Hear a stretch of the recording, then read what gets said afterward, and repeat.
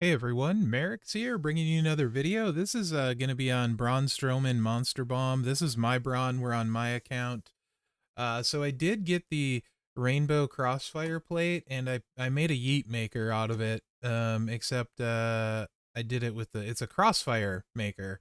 I wasn't using Yeet Drip on a ton of people modern era, and I have a few of them, so I realized that I could do this, and there's a ton of people I like this plate on.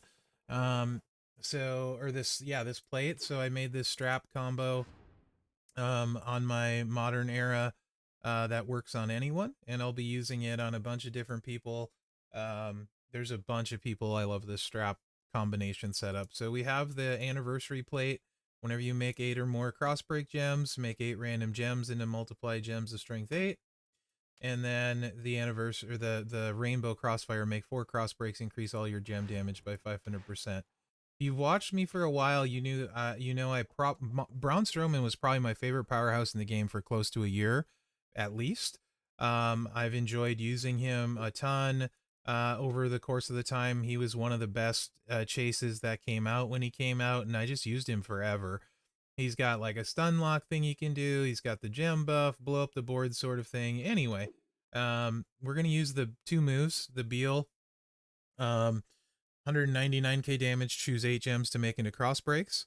Yokosuka Cutter, 219k damage, increase the damage of all your gems by 233% for 1 turn. Also notice my levels are not maxed. I don't have any hype for them, but so we're leaving a lot of gem damage on the table, about 20% actually. The stars are filled though. Entourage is Sting. It could be Sting or Butch. I don't know. Whatever. I can't think of the name. I think it's Butch. If not, it's the other one. For 4 red MP, Kyrie gives us 2, and she's a triple. She also gives us more cross breaks, which doesn't show on that. So we get 2 more cross breaks. So that brings us up to 7 or 8. I mean, and then we have Hogan for Rainbow 30%, Hall of Fame Hogan, and Stunning Steve for Rainbow 40%.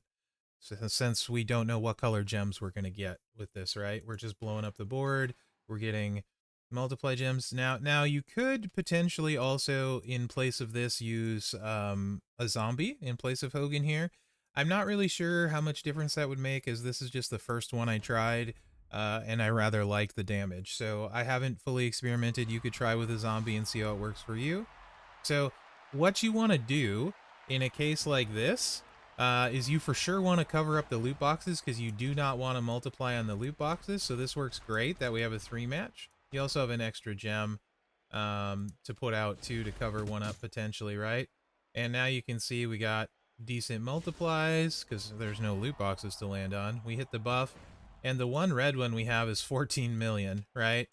Yellow's 9.5, blue's 10 million. I mean, green is 7 million. They're really good. And then you just swipe and hit for 153 million. We had a we had a cascade. Now the downside with this is you have to dodge gem buff and multiply buff, so 2 reversals to dodge. So that is definitely a downside. It's good to be aware of that. You can't fight multiply or gem reversals, but it is pretty dang awesome. On what is he, 3 years old at this point? 3, I think, year old. He just had a really strong design. For sure. So this isn't his. We have 4 loot boxes. Hopefully we won't land on any. In a case like this, I probably would go like this to get rid of one and then put an extra on another one. And we did dodge them again, and now we'll just hit our buff and swipe. It is a little bit clicky, but it is pretty good. Obviously no cascade risk. That's 129 million. Hits really hard, and like I said, we haven't leveled them up, so we're leaving 20% damage on the table, basically. So you could basically add 20% to the damage you're seeing on all of these. It's quite good. Multiply gems and buffs. Gem buffs go together like peas and carrots, you know? So Braun's still relevant. This would be awesome in boss of a variety of colors. Also, you could do some trickeration with some other stuff you can do in boss. Potentially, right? Because you don't need the finisher. I just have the finisher in there.